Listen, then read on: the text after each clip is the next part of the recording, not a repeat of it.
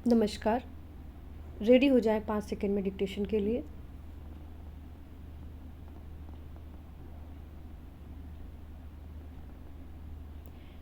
जम्मू कश्मीर में आतंकवाद पर नकेल के दावों की कलई एक बार फिर खुल गई है। कश्मीर के अनंतनाग ज़िले के पहाड़ी इलाके में जिस तरह आतंकवादियों से मुठभेड़ में सेना के एक कर्नल, एक मेजर और कश्मीर पुलिस के एक उपाधीक्षक शहीद हो गए, उससे वहां आतंकवादियों की सक्रियता और उनके हौसले का अंदाज़ा लगाया जा सकता है। इस घटना की जिम्मेदारी लश्कर-ए-तैयबा से जुड़े संगठन द रेजिस्टेंस फ्रंट यानी TRF ने ली है। बताया जा रहा है कि पिछले महीने सेना के जवानों पर घात लगाकर हमला करने वाले भी ये ही आतंकी थे, जिसमें 3 जवान मारे गए थे। अनंतनाग की घटना के साथ ही राजौरी में भी सेना और दहशतगर्दों के बीच मुठभेड़ हुई, जिसमें सेना का एक जवान शहीद हो गया। हालांकि घाटी में दहशतगर्दों के मारे जाने की घटनाएं भी आए दिन होती हैं। सेना का सघन तलाशी अभियान लगातार चलता है। घुसपैठ पर पैनी नज़र रखने का दावा किया जाता है। फिर भी अगर सीमा पार से आकर आतंकी घाटी में अपनी साजिशों को अंजाम देने में कामयाब हो रहे हैं, तो इस मामले में नए सिरे से रणनीति बनाने की ज़रूरत फिर से रेखांकित होती है।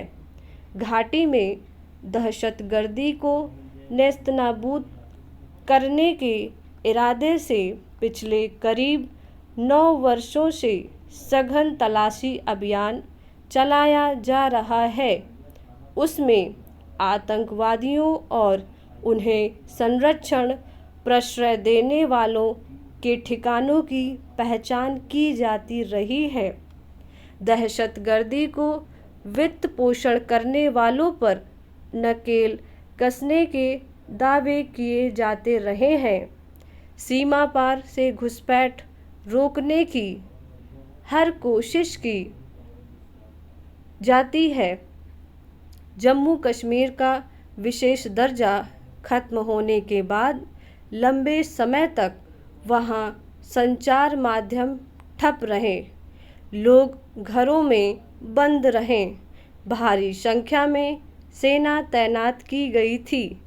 इस तरह कहा जा रहा था कि वहां आतंकवाद की कमर टूट गई है, मगर कर्फ्यू हटते ही जिस तरह फिर से आतंकवादी सक्रिय हो गए हैं और उन्हें अपनी रणनीति बदल बदल कर सेना और पुलिस पर हमले करने शुरू किए, उससे यही साबित हुआ कि घाटी में आतंक का सिलसिला रोकना सुरक्षा बलों के लिए बड़ी चुनौती है।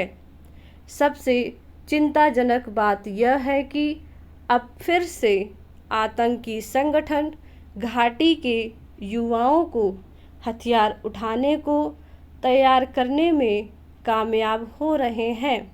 वित्त पोषण और हथियारों की आपूर्ति पर रोक लगाने के सारे उपाय कमज़ोर नज़र आने लगे हैं। अब हमलों में वहां जिस तरह के हथियार और गोला बारूद इस्तेमाल हो रहे हैं, उससे साफ है कि दहशतगर्द सुरक्षा बलों की तमाम नाकेबंदियों को धता बताने में कामयाब हैं। जिस तरह थोड़े थोड़े दिनों पर इस तरह के आतंकी हमले होने लगे हैं और उसमें सुरक्षा बलों के लोग मारे जा रहे हैं, उसमें यह सवाल गाढ़ा होता गया है कि आखिर यह सिलसिला कब रुकेगा। छिपी बात नहीं है कि घाटी में आतंक की जड़ें पाकिस्तान से सींची जा रही हैं, मगर इस वक्त सबसे चिंता की बात स्थानीय लोगों की भूमिका को लेकर है। घाटी में दहशतगर्दी खत्म करने का तरीका यही माना गया था कि स्थानीय लोगों को आतंकियों के खिलाफ खड़ा करना होगा। जब दहशतगर्दों को स्थानीय संरक्षण मिलना बंद हो जाएगा तो उनकी जड़ें अपने आप सूख जाएंगी, मगर इस रणनीति पर काम आगे नहीं बढ़ पाया। व्यवस्था पर स्थानीय लोगों के भरोसे को और मजबूत करने की ज़रूरत महसूस की जा रही है।